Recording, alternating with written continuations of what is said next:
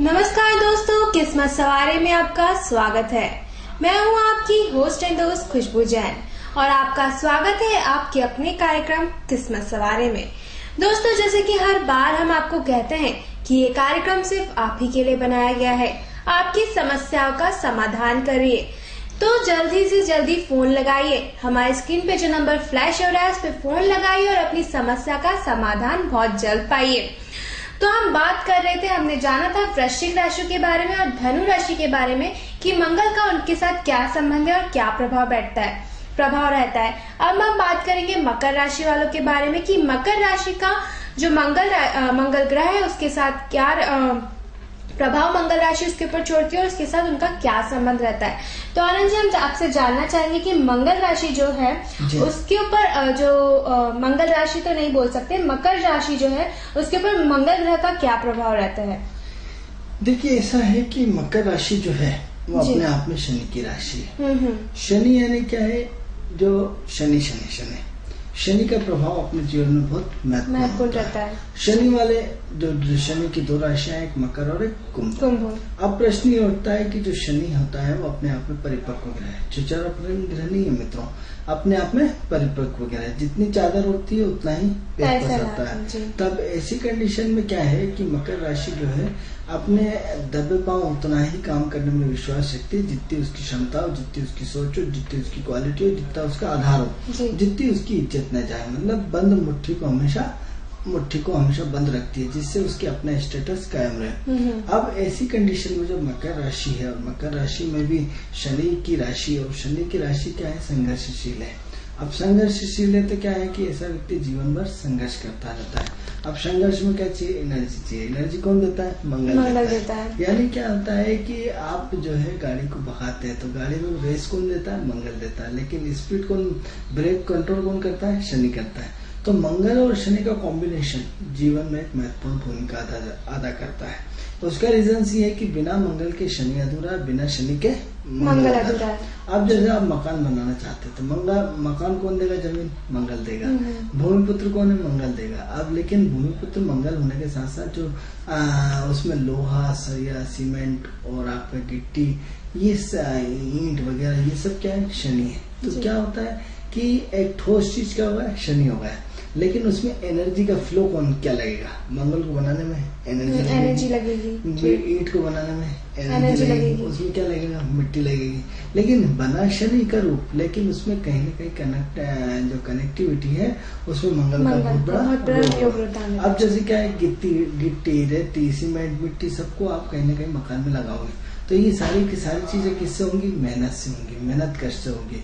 तो ऐसी कंडीशन में शनि और मंगल का रोल जो है अपने आप में एक बहुत बड़ी महत्वपूर्ण भूमिका निभाता है। ऐसी महत्वपूर्ण भूमिका निभाता है कि जिसकी कल्पना भी नहीं कर सकते। तो क्या होता है, ये एक दूसरे के पूरक है। जैसे स्त्री के बिना पुरुष अधूरा, पुरुष के बिना स्त्री अधूरी है, इसी तरह शनि के बिना मंगल अधूरा, मंगल के बिना शनि अधूरा है। जैसे बॉडी का स्ट्रक्चर है, जान निकल गई तो मंगल खत्म, जान आ गई तो मंगल की एनर्जी चालू है। शरीर की जो बॉडी का स्ट्रक्चर जो बॉडी है पूरी की पूरी वो शारीरिक रूप से पूरा शनि का एक हिस्सा हो गया है, स्तंभ हो गया है। लेकिन उसमें एनर्जी कौन डालता है, क्योंकि आपको मजदूरी करना है तो मेहनत चाहिए, आपको दिमाग दौड़ाना है तो मेहनत चाहिए, और उस मेहनत के लिए हमें एनर्जी की जरूरत होगी, और वो जो है वो मंगल ग्रह में मुख्यतः हम जो बार बार अपने एपिसोड में बताते आए कि मुख्यतः एनर्जी को जोड़ना है, दो तत्वों को मिलाना है। दो तत्व क्या है, शनि क्या है, अंधकार है। अब अंधकार है तो जहाँ मंगल आएगा वहाँ अंधकार दूर हो जाएगा। क्यों दूर होगा, क्योंकि आप में अंदर जोश है, आपके अंदर उत्साह है, आपके अंदर एनर्जी, काम करने की क्षमता है। कैसे नहीं काम होगा, देखता हूँ।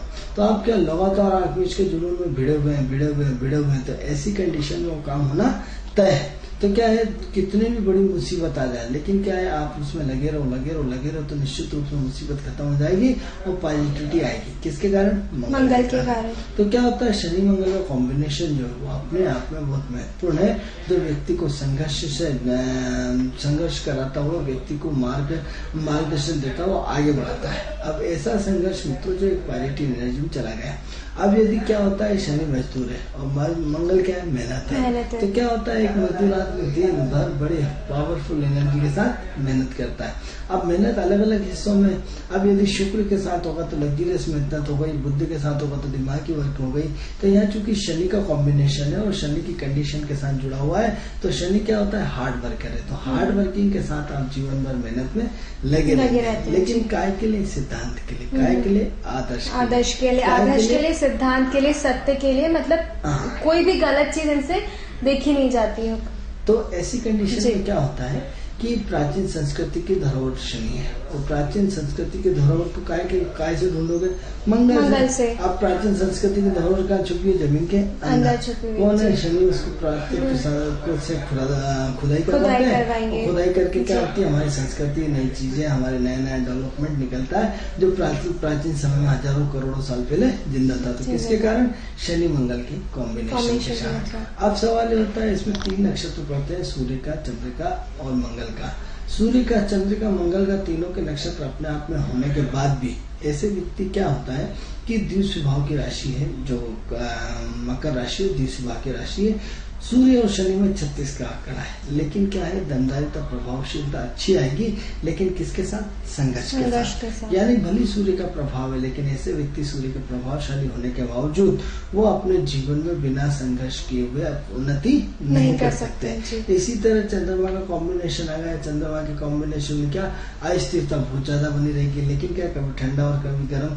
लेकिन द्वितीय भाव, हर चीज में आपके पास दो विजन होंगे, 2 सोच होगी, 2 डबल माइंड होंगे। लेकिन इसी टाइप से मंगल के नक्षत्र में आने से मकर राशि का जो तीसरा नक्षत्र मंगल का अत्यंत खर्चीला बना देगा, अत्यंत जिद्दी बना देगा, अपनी दगाएगा।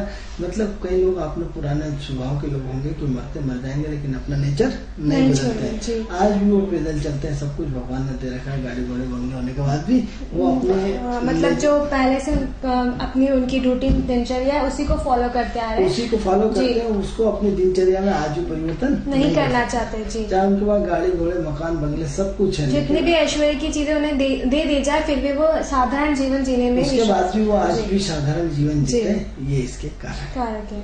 अब हम बात कर, ये तो बात हुई कि मकर राशि वालों की। अब हम बात करते हैं कुंभ राशि की, कि कुंभ राशि पर मकर का क्या प्रभाव है। कुंभ राशि जो है वो अपने आप में सेकंड पार्ट इसका शनि का आ गया। अब सेकंड पार्ट शनि का आ गया, तो कुंभ राशि क्या है, काफी गहरी है, किसका चिन्ह जो है, मटका है। मटके वाले लोग क्या होता है, काफी गहन और शोध और चिंतन मनन वाले व्यक्ति होते हैं। अब काफी क्या है, आपके अंदर काफी गहराई है, काफी सोच है, काफी रिसर्च करने की कैपेसिटी है, काफी आपके दिमाग में उथल पुथल है, काफी आपकी भावनाशील होने के बावजूद आप समय के साथ चुप रहेंगे, समय के साथ अपने आप को मेहनत के रूप करते हुए आगे बढ़ते चले जाएंगे। अब ऐसे व्यक्ति क्या है कि अपनी पार्ट का पूरा हिस्सा नहीं खोलते, दिन भर अपनी कलाई को कितनी मजबूत है, आप उनकी कितनी ताकत है, उनका मूल्यांकन आप नहीं कर सकते, क्योंकि मटका अंदर से कितना गहरा होता है, उसमें पानी की क्षमताओं का आप अंदाज नहीं ला सकते। तो इनके ज्ञान का, इनके वैभव का, इनकी पावर्स का जो एक अंदाज लगाना चाहिए, वो अंदाज हम बिल्कुल भी नहीं लगा सकते। लेकिन ये लोग काफी संघर्षशील होते हैं, काफी मेहनती होते हैं, ये किसी की अपेक्षाएं नहीं रखते। जब व्यक्ति तो किसी से अपेक्षा नहीं रखता है, तो निश्चित रूप से उसकी प्रगति होती है, वो बड़ा हो जाता है। जब लेकिन अपेक्षा रखना शुरू कर देता है और अपेक्षाओं पर हम खरे नहीं उतर पाते, तो क्या होता है, हमें उसमें काफी फीलिंग्स होती है। तो ऐसी कंडीशन में क्या है कि ऐसे मकर राशि और कुंभ राशि वाले लोग कभी किसी से अपेक्षाएं नहीं रखते हैं, अपने दम पे पूरी की पूरी जिंदगी को अपने दम पे निर्वाह कर लेते हैं, किसी की उम्मीद का, उन्हें 1 रुपए की उम्मीद भी नहीं होती। लेकिन ऐसे लोगों के साथ हमने जो अपने जीवन में अनुभव पाया है कि ऐसे लोगों के साथ भगवान साक्षात खड़ा रहता है, क्योंकि ऐसे लोग हमेशा दूसरे की मदद तो कर देते हैं, लेकिन इनको किसी की मदद नहीं मिलती है। तो ऐसे में क्या है, जीवन संघर्ष। एक बार आपने कहा भी था कि इन लोगों को अगर अब सही पार्टनर मिल जाए तो ये लोग बहुत कुछ कर सकते हैं, लेकिन इनको असली लोग मिलते नहीं। हर व्यक्ति इनका शोषण करता हुआ आगे बढ़ता रहता है। लेकिन इनके साथ जो अच्छी चीज हमने देखी अपने 15 साल के ज्योतिष के कार्य में, कि मकर और कुंभ के साथ कहीं न कहीं शनि भगवान हमेशा खड़ा रहता है, क्योंकि सारे चारों तरफ से इनके रास्ते बंद होने में टाइम नहीं लगता। चारों तरफ से इनके रास्ते बंद होने, जब भी रास्ते बंद होते हैं और जब भी किसी से अपेक्षा रखते हैं और अपेक्षाओं पर खरा नहीं उतरता है, तो उन्हें बहुत तकलीफ होती है। तो ईश्वर इनके काम आके चलाता है। तो ऐसे लोगों को कभी किसी से अपेक्षाएं नहीं रखते हैं, जिसके कारण ईश्वर उनकी हमेशा मदद करता है, क्योंकि ये जीवन भर हमेशा देने के लिए पैदा होते हैं। जब आप जीवन भर दूसरों को देने के लिए पैदा होते हो तो उसका फिर जिम्मा आपका ईश्वर उठाता है। तो मकर राशि में सबसे अच्छी विशेषता ये है कि आप जीवन भर दूसरों को देते हो और जब देते हो तो ईश्वर आपको उसका सौगुना करके वापस लौटाता है। तो ऐसी कंडीशन में जैसे इसमें भी 3 नक्षत्र होते हैं, मंगल का, राहु का, गुरु का। अब मंगल का नक्षत्र होगा तो व्यक्ति की एनर्जी का फ्लो तो अच्छा हो गया, लेकिन फिर भी व्यक्ति उद्यमी हो गया, क्योंकि जब भी व्यक्ति के पास पावर आता है तो कभी किसी की सुनने को तैयार नहीं होता। लेकिन चूंकि शनि के थ्रू है इसलिए हम इसको कंट्रोल मानते हैं, ऐसा कंट्रोल मानते हैं कि जिसकी वजह से कहीं ना कहीं उसके अंदर एक पॉजिटिव थिंक, पॉजिटिव सोच, पॉजिटिव विचारधारा, पॉजिटिव एनर्जी के साथ वो निरंतर बढ़ता हुआ चला जाता है, कभी काम करने में पीछे नहीं हटता। लेकिन इसी की तुलना में जो आपका राहु का नक्षत्र आता है, आपकी एनर्जी कहीं ना कहीं कंफ्यूज हो जाती है, कहीं ना कहीं परेशानियां हो जाती है, जो आपकी दिशा और दशा जो होती है वो सही मार्गदर्शन पे नहीं होती है यदि कुंडली में राहु की पोजीशन खराब है। और इसी की तुलना में यदि गुरु की पोजीशन अच्छी है तो ऐसा व्यक्ति प्रोफेसर लेवल का महाज्ञानी हो जाता है, रिसर्च करता होता है, अपने आप में एक ऐसा अनूठा विषय होता है कि जिसकी की आप कल्पना भी नहीं कर सकते। तो ऐसी कंडीशन में जो मकर राशि और कुंभ राशि का दोनों का समन्वय अपने आप में बहुत पावरफुल है, लेकिन किसके साथ? मंगल के साथ। तो मंगल मित्रों इस एनर्जी में पूरी जान फूकता है। मंगल इनको कभी झुकने किसी के सामने नहीं देता। ये लोग अपनी इज्जत को पूरी तरह मेंटेन करके रहते हैं, जितनी इनकी क्षमता होती है उसके अनुरूप ये अपने आप को हमेशा ढालते रहते हैं। दूसरा ये है कि ये देने के लिए पैदा होते हैं, लेने के लिए नहीं होते, तो जिसके कारण इनके स्वाभिमान को कई बार ठेस पहुंचती रहती है। तो ये बिन बुलाए किसी के घर भी नहीं जाते हैं। तो ये दोनों राशि अपने आप में बहुत अच्छी राशि और मंगल के प्रभाव के कारण इनमें एनर्जी का रूप इतना भयानक होता है कि जीवन के 80 साल होने के बाद भी ये लगातार काम करते रहते हैं। तो इसलिए दोनों राशियां बहुत अच्छी राशि है, बहुत पॉजिटिव साइन है और हम इस विषय पर चर्चा आगे जाने लगे। जी, तो ये तो बात हुई कुंभ राशि वालों के बारे में हमने बात की। अब हम बात करते हैं मीन राशि, जो कि सबसे अंतिम राशि होती है, उसके बारे में हम बात करते हैं कि मीन जो है वैसे नाम से लगता है जल तत्व की राशि है, तो इसके ऊपर मंगल का क्या प्रभाव रहता है? देखिए क्या होता है, धर्म के जितने भी ठेकेदार होते हैं सब मीन राशि के अंतर्गत आते हैं, जिन्होंने धर्म की, क्योंकि गुरु की राशि, गुरु धार्मिक राशि, धनु राशि का एक स्वामी गुरु है और मीन राशि का एक स्वामी गुरु, मीन का भी एक स्वामी गुरु है। तो अब ऐसी कंडीशन में जलीय राशि होने के कारण इमोशनल तो होना ही पड़ेगा, और इमोशनल होने के साथ साथ इसमें जो महत्वपूर्ण चीज है कि समय के साथ एडजस्ट हो। अब ये इनका जो महत्वपूर्ण क्या होता है कि जो धनु राशि का गुणधर्म हमने बताया था कि धर्म के लिए काम करना, पूरे ज्ञान के लिए काम करना। अब इसमें जो सबसे बड़ी प्रॉब्लम आती है इसमें जो ये अपने झंडे के लिए, अपने जो धर्म की ठेकेदारी के लिए, अब धर्म की ठेकेदारी बहुत सारी चीजें होती है जो धर्म का ध्वजा लेकर के पूरा का पूरा चलते हैं। मतलब एक संस्था के जो संस्थापक होते हैं उसको अपनी अब जैसे पंडित होता है, कर्मकांडी होता है, तो ये क्या होता है, धर्म के रक्षक होते हैं। क्योंकि ये समय समय पर व्यक्ति को, अब जैसे भागवत कथा का आयोजन, रामायण कथा का आयोजन, या कहीं किसी सामाजिक संस्था का आयोजन या लायंस क्लब का आयोजन, यानी जितने भी धार्मिक आयोजन, धार्मिक सामाजिक कर्ता धर्ता जो होते हैं वो सब ये धर्म के ठेकेदारी के रूप होते हैं। तब क्या होता है, मीन राशि कहीं न कहीं धर्म की रक्षक होती है। तो ऐसे में क्या होता है, मंगल उसके साथ जुड़ने के कारण उसमें कहीं न कहीं एनर्जी का फ्लो समाज और समाज के हित के लिए कहीं न कहीं पॉजिटिव एनर्जी के साथ काम करता है। अब ऐसी कंडीशन में इसमें भी 3 नक्षत्र होते हैं, गुरु का, शनि का और बुध का। तो गुरु का नक्षत्र तो अपने आप में बहुत महत्वपूर्ण होता है और इतना अच्छा होता है कि जिसकी कल्पना भी नहीं कर सकते। तो अब गुरु चूंकि खुद की राशि का हो गया और स्वयं दंडाधिकारी हो गया, यानी बहुत एनर्जी के साथ 24 घंटे लगे रहते हैं। तो ऐसे लोग क्या होता है, दूसरों की शादी करवाना, दूसरों के काम में हाथ बटाना या सामूहिक विवाह होना, जैसे सामूहिक विवाह भी एक धर्म की ठेकेदारी है। तो क्या होता है, सामूहिक विवाह करना, सामाजिक अनुदान देना, मतलब समाज के लिए करना, जो भी करना है समाज के लिए करना और धर्म की रक्षा के लिए करना। तो जीवन में नए सिद्धांतों को लागू करना। अब इसी टाइप से दूसरा नक्षत्र शनि का आ गया।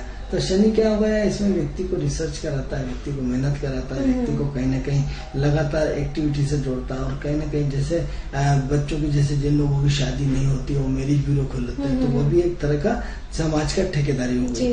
तो ऐसे लोग समाज और समाज के ठेकेदारी में लगातार लगे रहते हैं, लेकिन ऐसे लोग मोटे ताजे होते हैं, थोड़ी सी हेल्थ उनकी अच्छी होती है क्योंकि इनकी जलीय तत्व वाले हमेशा मोटे होते हैं, तो इनकी कहीं ना कहीं जो मोटाई अच्छी होती है।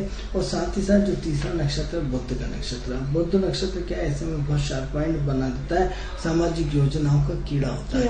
अब सामाजिक योजनाओं का कीड़ा होने के साथ साथ ये समाज के बड़े लेवल की उथल पुथल करते हैं, समाज की एक्टिविटी का पूरा भाग बदल देते हैं, और समाज की एक्टिविटी का भाग बदलते हुए निरंतर अपने आप को पूरी तरह प्रयासशील लगते हैं। तो ये मीन राशि अपने आप में बहुत महत्वपूर्ण राशि है, और महत्वपूर्ण राशि होने के साथ साथ जल तत्व और अग्नि तत्व का आपसी सामंजस्य इसमें बहुत अच्छा होता है। तो आपसी सामंजस्य भी अच्छा है, इनकी अपनी पोजीशन भी अच्छी है, साथ ही साथ इनकी सोच और उनकी क्वालिटी, इनका रहन सहन भी अच्छा है। तो इसलिए समाज और समाज के कामों में पूरी तरह लगे रहते हैं। तो इस तरह हमने आज 12 की 12 राशियों को कंट्रोल किया। जी, ये तो आपने बताया हमें कि अलग अलग राशियों पर मंगल का क्या प्रभाव रहता है, लेकिन जब बात की जाती है मांगलिक दोष की बात करते हैं, तो मांगलिक दोष क्या है?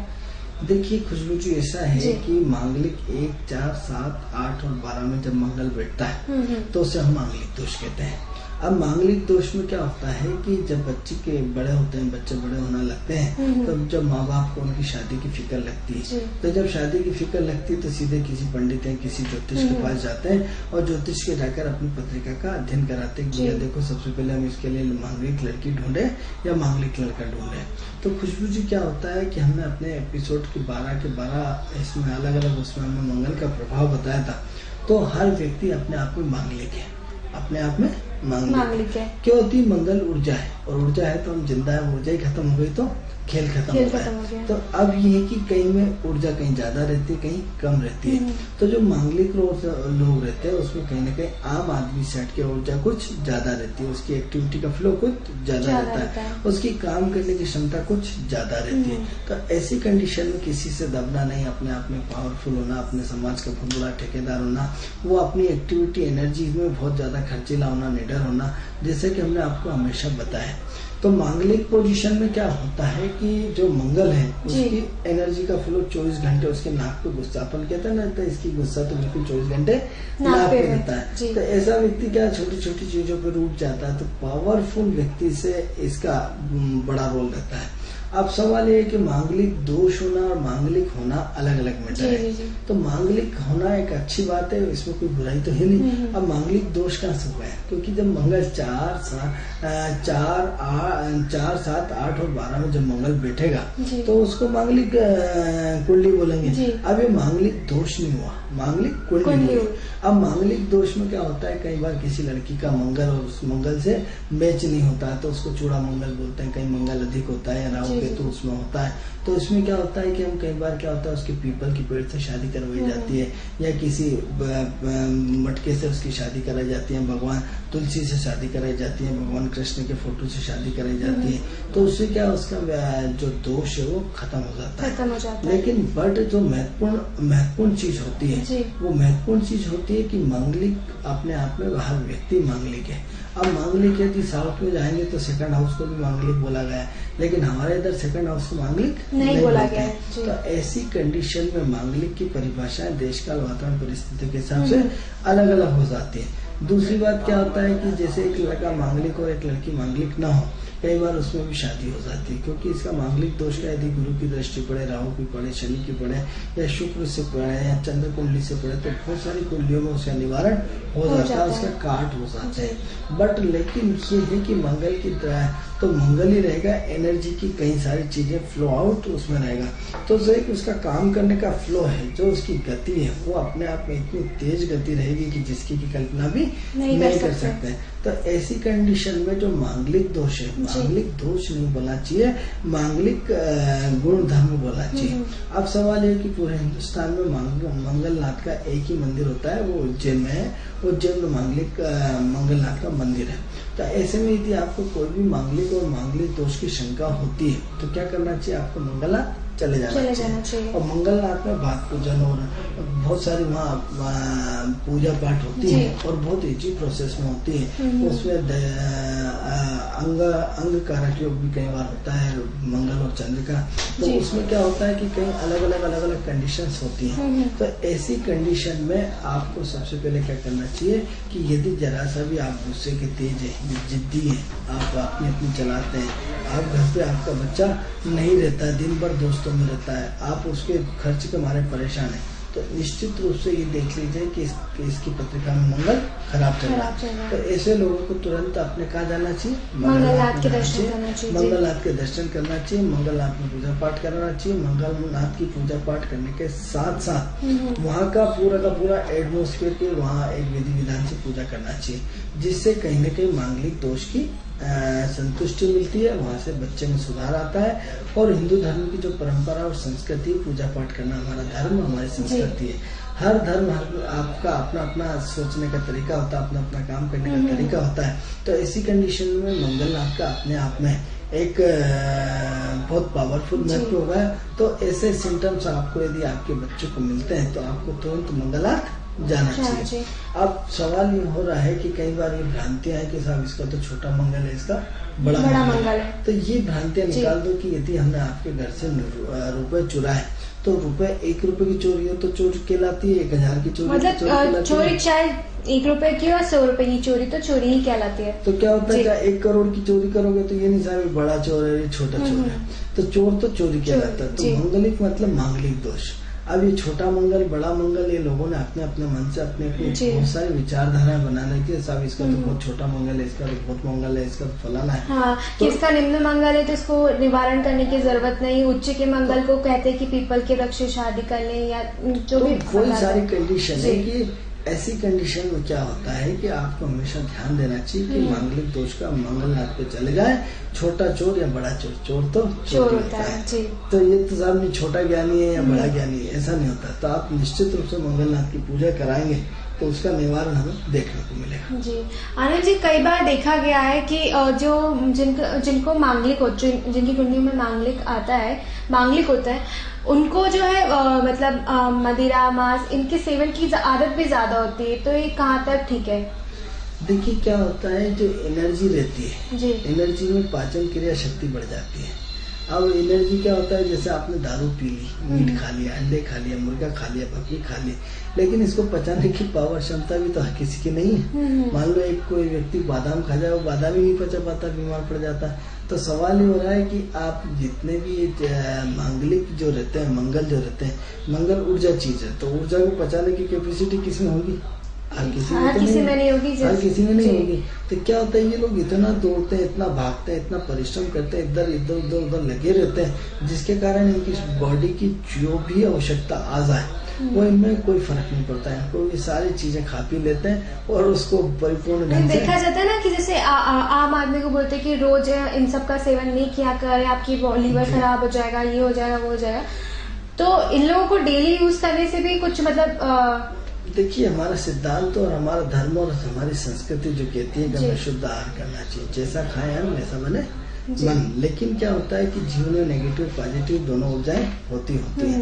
तो हम चाहे अपने आप को कितना ही रोकें, तो ये सुरा और सुंदरियां जो है वो आदि अनादि अंत से बनाई गई, आज तो कोई नया काम तो है नहीं। तो ऐसी कंडीशन में जो पावरफुल व्यक्ति होगा तो निश्चित रूप से सुरा का सेवन करेगा ही करेगा, क्योंकि वो कहीं न कहीं अपने क्योंकि ऐसा व्यक्ति एनर्जी में बहुत ज्यादा होने के कारण ऐसे व्यक्ति को तनाव भी बहुत ज्यादा होता है। तो तनाव को भूलने के लिए, गम को भुलाने के लिए, अपनी परिस्थितियों को चेंज करने के लिए कहीं न कहीं दिमाग में बहुत सारी उथल पुथल चलाता रहता है। तो ऐसी कंडीशन में क्या होना चाहिए कि उसकी सोच, उसकी क्वालिटी, उसका दिमाग उसको कहीं न कहीं डाइवर्ट करने के लिए इन सब चीजों का सेवन करता है। दूसरा ये है कि सबसे बड़ी खतरनाक एक और चीज है कि मंगल सामाजिक प्राणी है। तो मंगल सामाजिक प्राणी तो ऐसे लोगों के दोस्त बड़े खतरनाक होता है। वो यदि नहीं लेना चाहे, दारू नहीं पीना चाहे, मीट मछली, तो दोस्त पिला देते हैं। उसको मजबूरी में वो एटमोस्फेयर में रहना पड़ता है, जिसकी वजह से उनको कहीं न कहीं ये सारी चीजें सेवन करनी पड़ती है। तो जब सेवन करनी पड़ती है तो निश्चित रूप से वो इन सब चीजों को आदी हो जाता है।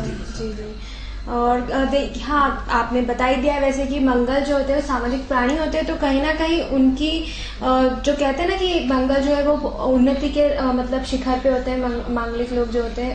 देखिए क्या है कि उन्नति के शिखर पे कोई भी हो सकता है, कोई मापदंड नहीं है कि उन्नति के लिए पर्टिकुलर मेष राशि। जिस राशि की अच्छी स्थिति होगी, जिस राशि के व्यक्ति का भाग्य अच्छा होगा, जिसका प्रारब्ध संचित कर्म होगा, वो कोई भी व्यक्ति प्रगति कर सकता है। इसका कोई मापदंड नहीं कि मेष राशि होगी या वृश्चिक होगी और क्या होगी। प्रगति का ग्राफ कोई भी बन सकता है, इसका कोई वो ठेकेदारी नहीं है। ओके, तो ये तो हमने बात की कि मांगलिक क्या है और मांगलिक दोष क्या होता है। मांगलिक दोष अलग होता है और मांगलिक कुंडली अलग होती है, ये तो हमने जाना। आचार्य जी, हम अपने दर्शकों को सबसे पहले तो ये बताना चाहेंगे कि ये कार्यक्रम उन्हीं के लिए बनाया गया है। अगर उनको अपनी कुंडली से संबंधित कोई किसी भी चीज के बारे में वो जानना चाहते हैं तो हमारी स्क्रीन पे जो नंबर फ्लैश हो रहा है उस पर संपर्क करें। तो उस पर संपर्क करने से हम आपको बताएंगे कि आपके भाग्य में क्या लिखा है और आपको क्या करना चाहिए।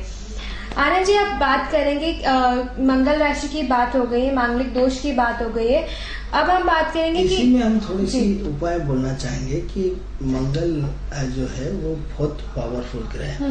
मंगल काफी बड़ा दानदाता ग्रह है। तो अब मंगल दानदाता है तो क्या होता है कि समाज में दानी एक आदमी की जेब से 1 रुपया नहीं निकलता, और मांगलिक वाले लोग क्या होते हैं, लाखों रुपए अपनी जेब से निकाल डालते हैं। तो क्या होता है कि इनके पास यदि पैसा आया नहीं कि गया नहीं, तो ऐसे लोगों को हम ज्योतिषीय माध्यम से सलाह देना चाहेंगे कि ऐसे लोगों को जेब में पैसा नहीं रखना चाहिए, क्योंकि इनको जितना भी पैसा मिलता जाएगा वो उतना खर्च करते जाएंगे। इनके पास पैसा टिक नहीं सकता। तो ऐसी कंडीशन में इनको हमेशा अपने जेब में ATM नहीं रखना चाहिए, अपने जेब में पैसा नहीं रखना चाहिए, अपने जेब में कोई भी पैसे से संबंधित कोई चीजें नहीं रखना चाहिए। सिर्फ उतना पैसा रखना चाहिए कि जितना इनके काम आए। तो ऐसे में क्या है कि इनकी रिक्वायरमेंट यदि 100 रुपये तो 100 रुपये रखना चाहिए, 500 तो 500 रखना चाहिए। यदि इससे ज्यादा यदि रखेंगे तो निश्चित रूप से वो उनका खर्च बहुत ज्यादा होगा। दूसरा ये कि ये लोग लेने क्या जाते हैं और लेके क्या आ जाते हैं। तो इनको क्या है, इनको ये लगता है कि बहुत बड़ा घर में स्टॉक होना चाहिए, किसी को किसी कोई दिक्कत नहीं आना चाहिए। तो उसकी वजह से ये लोग क्या करते हैं कि 24 घंटे अपनी काम में सामाजिक उसमें लगे रहते हैं। अच्छा, ये लोग क्या होता है कि होटल के जितने भी वेटर रहते हैं, ये लोग खाना भी बहुत बढ़िया बनाते हैं। ये भी मंगल वाला है, क्योंकि मंगल खाद्य पदार्थ। तो इनके हाथों में मंगलिक जो खाना भी बहुत बढ़िया बनता है, खानों में इनका टेस्ट भी बहुत होता है, और टेस्ट के रूप में इनकी कहीं न कहीं इनकी पहचान भी अच्छी होती है। लेकिन मित्रों क्या है कि मंगल का दान करिए, मंगलनाथ की पूजा करिए। मंगल का दान क्या क्या हो सकता है, तो सबसे पहले हनुमान जी की पूजा करिए। हनुमान जी की आराधना करने से मंगल भगवान जल्दी प्रसन्न होते हैं। दूसरा,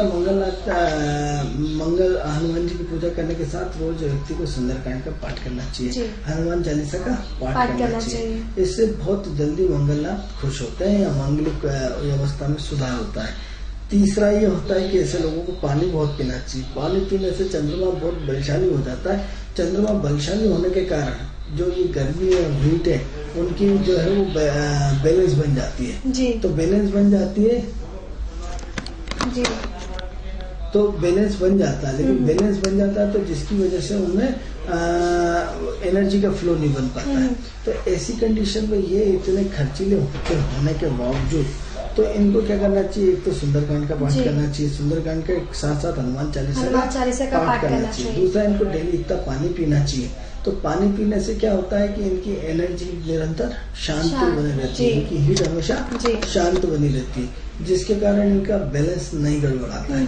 तो इसलिए इनको हमेशा पानी हमेशा साथ रखना चाहिए, क्योंकि गर्म जो है वो चंद्रमा है, और चंद्रमा गर्म है तो उसका जो है जो मुख्य कारकत्व है वो पानी है। जैसे अब जो इसके दूसरा और या यूँ कह सकते हैं कि हम जो मंगल है वो एनर्जी का फ्लो देता है और हमें इतनी गर्मी बन जाती है, उसको शांत करने के लिए हमें पानी पीना चाहिए। पानी को अपने साथ रखना चाहिए। इसके अलावा क्या है कि इसमें जो महत्वपूर्ण और चीजें कि मंगल वाला को अखंड रामायण का पाठ महीने में एक बार अपने घर पे कराना चाहिए। अखंड रामायण का पाठ मित्रों मात्र 24 घंटे में हो जाता है। तो 24 घंटे का अखंड रामायण का पाठ यदि हमेशा महीने में एक बार यदि कराते आएंगे तो आपके घर में धन धान्य और सफलता तो मिलेगी, साथ में आपका वर्चस्व मिलेगा, आपको शांति मिलेगी, आपको कहीं न कहीं आदर्श मिलेगा। क्योंकि क्या होता है कि ये लोग सिर्फ दबते हैं तो सिर्फ आदर्श के लिए दबते हैं, सिद्धांत के लिए दबते हैं। गलत चीजों पे इनको बहुत गुस्सा आता है। तो रामायण जो एक पार्ट है वो टोटल एक सिद्धांतिक है, टोटल सिद्धांत का एक बहुत बड़ा रूप है। तो ऐसी कंडीशन में क्या होता है कि ऐसे लोगों को यदि सिद्धांत से जोड़ दिया जाए तो ये समाज को वो दिशा बदल सकते हैं कि जिसकी क्या कल्पना भी नहीं कर सकते। तो इसलिए ऐसी कंडीशन में इन लोगों को निरंतर रामायण के टच में रहना ही रहना चाहिए। तीसरा ये होता है कि ये एक वास्तु दोष का भी बहुत बड़ा कार्य करते हैं। अब क्या होता है कि वास्तु दोष में क्या के अंतर्गत जैसे आजकल किचन के अंदर ही फ्रिज के रखने के दिया है, मतलब किचन के अंदर ही फ्रिज रखा जाता है। वो वास्तु शास्त्र के हिसाब से सही है कि गलत है? तो वही किचन के हिसाब किचन में ही मटका रखा जाता है। तो क्या होता है, मंगल आग है और चंद्रमा पानी है, फ्रिज ठंडा है, तो क्या होता है उनकी आपस में तालमेल नहीं बैठ पाता है। तो ऐसा है कि यदि मित्रों आपने यदि किचन में यदि आपने फ्रिज रखा है, मटका रखा, तो तुरंत हटा दीजिए। खुशबू जी एक एग्जाम्पल देना चाहूंगा मंगल का कि अभी आज यदि आपने पेपर पढ़ा हो तो पीपल्स के नए मॉल में आग लग गई। अब आग लग गई तो मित्रों हमने 1 महीने पहले जब उसको आज से खुला रखा था, सारा कंप्लीट हो गया था, तो हम उसको देखने गए थे और देखते से हमने बोला था कि इसमें वास्तु दोष है। और वास्तु दोष है हमने अपने इष्ट मित्रों और सबको बता दिया कि ये जो मॉल बनाया गया है पीपल्स मॉल, इसमें टोटल वास्तु दोष है और वास्तु दोष के अनुसार ये बहुत गलत बना है। अब मित्रों गलत कैसे बनाता है ये आपको एग्जांपल बताता हूँ कि जैसे ही आप जो पीपल्स उसमें आप घुसते हैं तो उसका पूरा का पूरा एक बहुत बड़ा पानी का जहाज बनाया गया है जी। और पानी के जहाज 2 तरह के बनाए गए। उस पानी के जहाज में पूरी की पूरी नैया को उसके ऊपर पूरा का पूरा रखा गया है। अब मित्रों आप ये देखिए कि इतने बड़े लोगों को वास्तु शास्त्रियों को बुलाया गया होगा, कितने शर्म की बात है कि वो आज इतना बड़ा नुकसान उठाना पड़ा। अब ये देखिए कि 2 चीजें रहती है कि जब हम मकान बनाते हैं तो स्थिरता में बनाते हैं। अब जो पानी का जहाज किसमें रहेगा, जल में रहेगा। तो जल क्या करता है, हिलोरा लेता है। जल कभी इधर कभी उधर कभी उधर कभी नीचे, तो ऐसे क्या है कि हमेशा उसमें हिलोरा आता रहेगा। तो अब क्या होता है, ऐसा साइन आपने दिया जो एक बहुत बड़े पानी के शिप का जो हमेशा चलनशील है, गतिशील है, और आपका मॉल क्या है, स्थायी। तो आपने क्या है वर्षों से अपनी मेहनत करी, सब कुछ करा, आज यदि आपने पेपर पढ़ा होता आज उसमें लाखों रुपए का नुकसान हो गया। तो मित्रों गलत समय में गलत एडवाइस या गलत व्यक्ति से सलाह लेना भी कई बार आपको नुकसान पड़ जाता है। इस एग्जाम्पल ये होता है कि वास्तु को यदि क्या चाहिए, मकान को स्थिर चीज चाहिए। आज देखिए क्या अस्थिर चीज पूरा का पूरा मॉल बना दिया, जिसके कारण आज लाखों रुपए का तो वहाँ पे जो जहाज बनाया गया है वो जहाज उन्हें नहीं बनाना चाहिए। अभी भी हम अपने यूसीएन राजधानी चैनल के माध्यम से हम उनको बताना चाहेंगे, पीपल्स वाले यदि हमारी आवाज सुन रहे हो या उनके कोई भी सुन रहे हो, तो सबसे पहले उसमें परिवर्तन लाना चाहिए, क्योंकि ये आपका मॉल, आपकी जिंदगी, आपकी भोपाल की शान है। ये बहुत बड़ा प्रोजेक्ट है। इस प्रोजेक्ट को सबसे पहले परिवर्तन करके एक स्थिर रूप में डेवलप करना चाहिए। अब स्थिर रूप में क्या होता है कि पानी की हिलोरें हमेशा गतिशील रहती है, तो उसी तरह आपका मन वहाँ पे पहुंचने वाला कोई भी आदमी अधिक समय तक नहीं टिक सकता, और यदि टिक गया तो उसमें हमेशा खतरा मंडराता रहेगा। तो ऐसी कंडीशन में क्या होता है, पानी के शिप का कब को तूफान आ जाए, कब हिलोरे आ जाए, उसका कोई भरोसा नहीं है। तो क्या है कि आपको हमेशा एक तो उस पानी के जहाज का रूप बदल के एक स्थिर वाली डिजाइन देना चाहिए, जिससे हम सिर्फ पृथ्वी पे चल सके। तो एक तो उसकी डिजाइन चेंज होना चाहिए। दूसरा दोनों एक साथ 2 जहाज है, तो दोनों एक साथ कम दूरी पे है, तो इतना बड़ा जहाज किसी भी एक 5 दूरी पे उस पर टकराने का डर रहता है। तो ये भी एक वास्तु दोष का हिस्सा है। तो क्या होता है, या तो उसके सिग्नल और इतनी पहले से उसको एक दूसरे को कोऑर्डिनेट किया जाता है कि दोनों अपनी दिशा बदल लें, क्योंकि इतने नजदीकी से किसी 2 पानी के जहाजों का निकलना यानी एक खतरे की घंटी, तो वो भी एक अच्छा साइन नहीं है। तीसरा ये कि आप उसमें सवार होकर निरंतर आगे बढ़ना चाहते हैं, तो फिर क्या है, आगे बढ़ जाएंगे तो पीछे सफाई होता जाएगा। पीछे मतलब आज भोपाल है, कल इंदौर है, कल दिल्ली है, परसों, तो आप निरंतर गतिमान रहेंगे। तो गतिमान रहेंगे तो मित्रों स्थिरता कब लाओगे, तो जब स्थिरता भी होना एक महत्वपूर्ण हिस्सा है। तीसरा हम उसके आगे पार्ट की बात करें तो पीछे की साइड जब उस एरोप्लेन के अंदर पानी की शिप में बात करेंगे तो पीछे साइड उसको बहुत बड़ा इतना व्यापक बनाया गया है कि उसमें रॉकेट लॉन्चर, बंदूकें, गोला बारूद सारे उसमें बड़े लेस किए गए। तो आप ये बताओ कि इतना बड़ा पानी का जहाज बना के आप क्या किसी युद्ध के मैदान में जा रहा हो या किसी युद्ध का प्रेरणा करता हो? जैसे आपने देखा होगा कि घर में खतरनाक फोटो नहीं लगाए जाते हैं, डरावनी फोटो नहीं लगाया जाता है, आपको किसी ऐसे अश्लील वो फोटो नहीं लगाते, नहीं तो जैसे जैसे आपको फोटो होता है वैसे वैसे आपके दिमाग को पिक्चर आना शुरू हो जाती। तो क्या करा आपने कि पीछे इतना बड़ा बैकवर्ड देख करके उसमें पिक्चर मिसाइल और ये और वो, तो क्या होता है ये सारी मिसाइलें किसकी प्रतीक हो गई? युद्ध की प्रतीक। अब क्या होता है कि जब आप युद्ध होता है किसी एक देश का दूसरे देश से, तो क्या होता है पानी के जहाज में आपने देखा हो कि बड़ी की बड़ी मिसाइलें, जैसे हमारा थल सेना का यदि पानी का जहाज देख लो उसमें हजारों एक साथ सारी चीजें व्यवस्था होती है, वो उड़ता लेके वो चला जाता है। तो आप तो इसको पानी की गति के साथ तेज गति से ले जाना चाहते हैं, वो ले जाकर के टिक नहीं पाएंगे। तो आपको अपना स्थिर रूप से मॉल चलाना है, अस्थायी रूप से नहीं चलाना। तो ऐसे में आपको अभी समय रहते सारी की सारी कंडीशन चेंज कर देनी चाहिए, क्योंकि ये हमारा भोपाल में आपका मॉल होने के कारण हमारा एक दायित्व बनता है कि आपको हम संदेश दें, और उस संदेश के माध्यम से यदि आप सुधार लेते हैं तो बहुत बढ़िया रहेगा। इसी टाइप से यदि आप नहीं मानते तो पिछली बार भी हमने उदाहरण दिया था, आज फिर हम आपको उदाहरण देते हैं कि विधानसभा का मेन गेट। अब विधानसभा का मेन गेट आप ये देखेंगे तो जो बुद्ध के समय जाते हैं तो बुद्धम शरणम गच्छामि के समय क्या होता है कि जब कोई मर जाता था तो उसकी अस्थियां उसके 2 खंबे के उसमें लगा दी जाती थी। अब हमारा हिंदुस्तान में एक से एक विद्वान है, लेकिन हम उन विद्वानों की सलाह नहीं लेते, हम किससे लेते हैं? विदेशी लोगों से। तो जब भोपाल के विधानसभा का निर्माण हुआ तो पूरा का पूरा विदेशी तर्ज पे विदेशी व्यक्ति को बुलाया गया और विदेशी उसमें पूरा का पूरा विधानसभा का निर्माण किया गया। अब ऐसी कंडीशन में क्या हुआ कि उन्होंने बोला कि सबसे ज्यादा प्रसिद्ध इसमें क्या है, तो वहाँ सांची का स्तूप मिला और उसमें वो 2 गेट मिले। अब 2 गेट का उसे ये नहीं मालूम था कि ये 2 गेट किस बात के प्रतीक है कि इसमें अस्थियां रखी जाती हैं। तो जब तक उन गेटों को नहीं हटाया जाएगा तब तक हम हमारी तरक्की का विधानसभा का जो ग्राफ हम बढ़ाना चाहते हैं वो उतना नहीं बढ़ पाएगा। इसलिए हम निवेदन करेंगे विधानसभा से, मध्य प्रदेश शासन से या मुख्यमंत्री महोदय से कि हमारे देश के सभी विद्वानों से कि वो जो गेट है उसको वहाँ से हटा देना चाहिए, और हटा करके उसमें एक सिंपल गेट रखें या फिर उस तरह का गेट नहीं रखें, क्योंकि इस तरह का गेटों का प्रयोग सिर्फ बौद्ध धर्म में अस्थियों के लिए किया जाता है। तो ये क्या है कि हम स्टार्टिंग वास्तु दोष से कर रहे हैं। तो ये छोटी छोटी चीजें जब तक हम नहीं बदलेंगे तब तक हमें बहुत दिक्कत आएगी। तो ये थोड़ा सा हमारा समाज के प्रति फर्ज बनता है, हमारा दायित्व बनता है। इसलिए हम यह बार बार ये चीज हमारे विषय को उठाने की कोशिश करते हैं कि इसका निराकरण किया जाना चाहिए और इसका समाधान किया जाना चाहिए। अब जितना हम उसका समाधान समय रहते करेंगे उससे हमारा प्रदेश उतनी ज्यादा तरक्की करेगा। तो आनंद जी, ये तो आपने बहुत अच्छी जानकारी दी हमें कि जो वास्तु दोष के हिसाब से हमें अपने गृह का निर्माण, अपने विधानसभा में जो गेट लगा हुआ है उसको हटाना चाहिए। तो उस वास्तु दोष के ऊपर भी हमें अपना ध्यान देना चाहिए और सही के साथ कंसल्ट करके उसका निराकरण करना चाहिए। और आपने ये भी बताया कि जो मंगल है उसके निराकरण के लिए हमें मंगल मतलब हनुमान भगवान का पाठ करना चाहिए, सुंदरकांड का पाठ करें तो कुछ हद तक वो कम हो जाएगा।